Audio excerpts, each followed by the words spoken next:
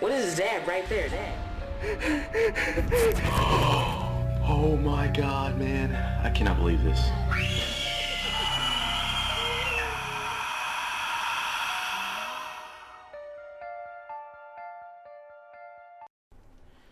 Thank you once again for joining me here at Maxwell's Unearthly.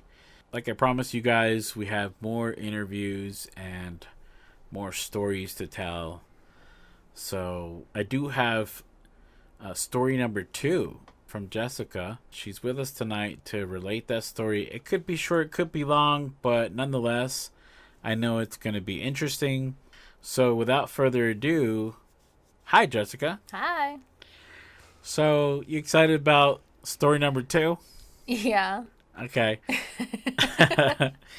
All right. So, help us understand, like, what happened. What was your experience? What's the story all about? Okay. So, this would be my second encounter. Very different from the first one.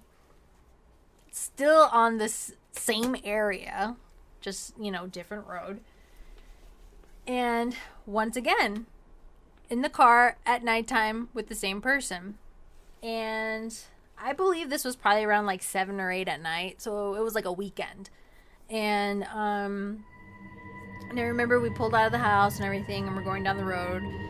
And we stop at a stoplight.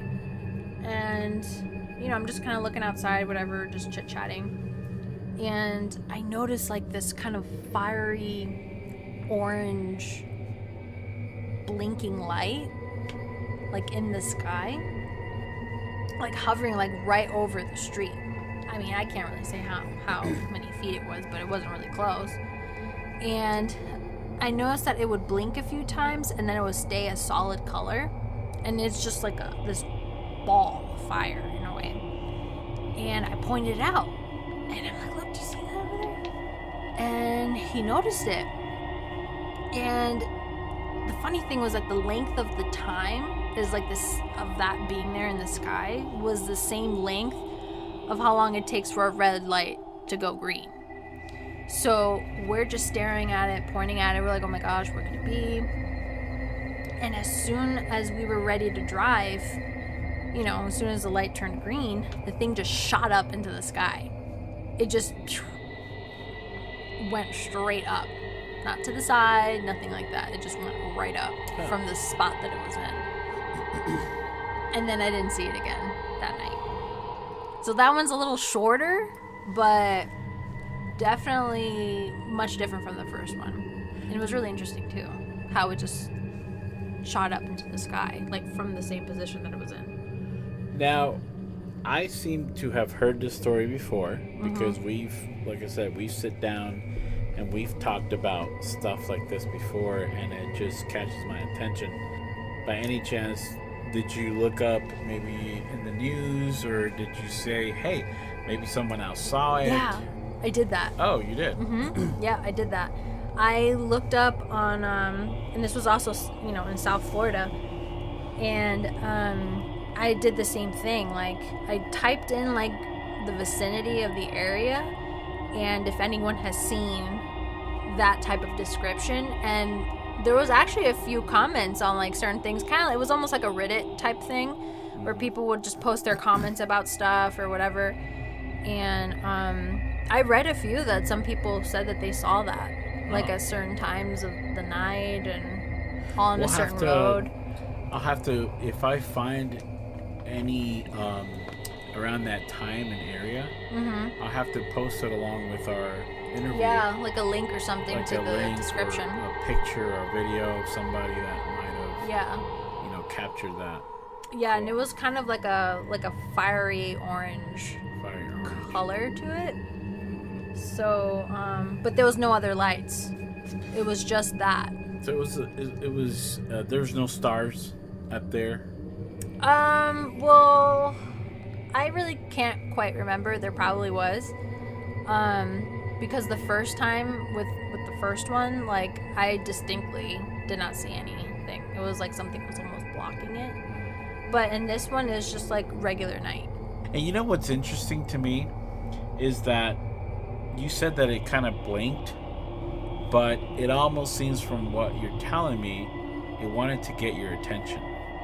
Like it blinked enough to get your attention, and then once it knew, it kind of just stood there solid. Yeah.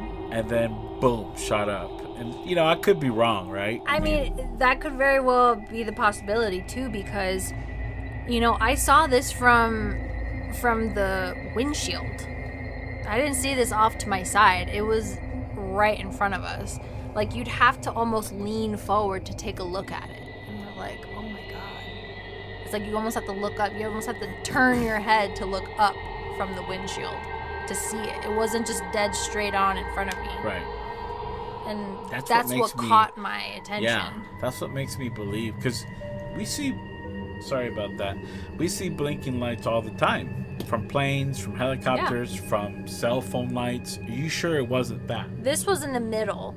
So there wasn't anything surrounding it. There's no trees. There's no power lines. There's no buildings. It's just right in its own space. Of like sky. So you kind of made sure afterwards, like, nope, there's no this, there's no that. It's just plain and simple. It's like impossible for that to even be there, because like at a 4-way street, it's like right in the middle. It's like hovering right above a 4-way street. So there's obviously nothing there, and palm trees and things like that don't grow that tall. I mean, this is like almost 700 feet up. That's very interesting. I guess last thing that I'll say is,